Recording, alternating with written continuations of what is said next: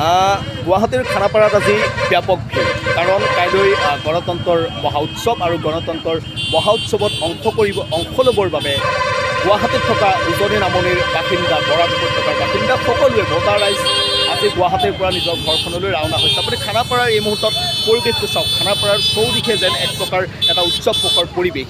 এইসকল লোক তেওঁলোকে গুৱাহাটীত তেওঁলোকে কৰ্মসূত্ৰে থাকে আৰু আজিৰ দিনটোত তেওঁলোকে ঘৰলৈ ৰাওনা হৈছে। কাইলৈ তেওঁলোকে ভোটদান কৰিব। ভোটদান কৰিবৰ বাবে কাইলৈৰ দিনটোত তেওঁলোকে ভোটদান কৰিব আৰু ভোটদান কৰাৰ উদ্দেশ্যৰে এক সুস্থ গণতান্ত্ৰিক চৰকাৰ প্ৰতিষ্ঠাৰ লক্ষ্যৰে তেওঁলোকে ভোটদান কৰিবলৈ গুৱাহাটীৰ পৰা ঘৰলৈ ৰাওনা হৈছে। কেৱল গুৱাহাটীৰ নহয়, বহিৰাজ্যত কৰ্মৰত লোকসকলো আহিছে। তামিলনাডু, গোৱা, পশ্চিমবংগ, কেৰালা এনেকুৱা ধৰণৰ ৰাজ্যসমূহত কৰ্মসূত্ৰে যিসকল লোক থাকে তেওঁলোককো আমি অহা পাইছোঁ। আমি যেতিয়া তেওঁলোকৰ সৈতে কথা পাতিছিলোঁ তেওঁলোকে কৈছে যে বিগত 6-7টা দিনে তেওঁলোকে গোৱাৰ পৰা আহি আছে, কোনোবা তামিলনাডুৰ পৰা আহি আছে আৰু তেওঁলোকৰ এটাই লক্ষ্য যে তেওঁলোকে উন্নয়নৰ পক্ষে, তেওঁলোকৰ যাতে গাঁওখনৰ উন্নয়ন হয়, তেওঁলোকৰ যাতে চহৰখনৰ উন্নয়ন হয়, তেওঁলোকৰ ঘৰলৈ যোৱা ৰাস্তাটো যাতে নিৰ্মাণ কৰি দিয়ে পৰৱৰ্তী চৰকাৰখনে। সেই উদ্দেশ্যৰে তেওঁলোকে এনেদৰে টালি টোপোলা বান্ধি তেওঁলোকে এনেদৰে ঘৰলৈ ৰাওনা হৈছে।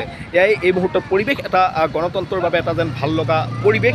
এয়া এটা সুস্থ গণতান্ত্ৰিক পৰিৱেশ কাৰণ এই মুহূৰ্তত গণতান্ত্ৰিক অধিকাৰ সাব্যস্ত কৰাটো আমাৰ সকলোৰে দায়িত্ব। এখন গণতান্ত্ৰিক দেশত আমাৰ সকলোৰে কৰ্তব্য আৰু সেয়া পালন কৰিবলৈকে প্ৰতিগৰাকী দায়বদ্ধ নাগৰিক এই মুহূৰ্তত নিজৰ ঘৰখনলৈ এনেদৰেই ৰাওনা হৈছে।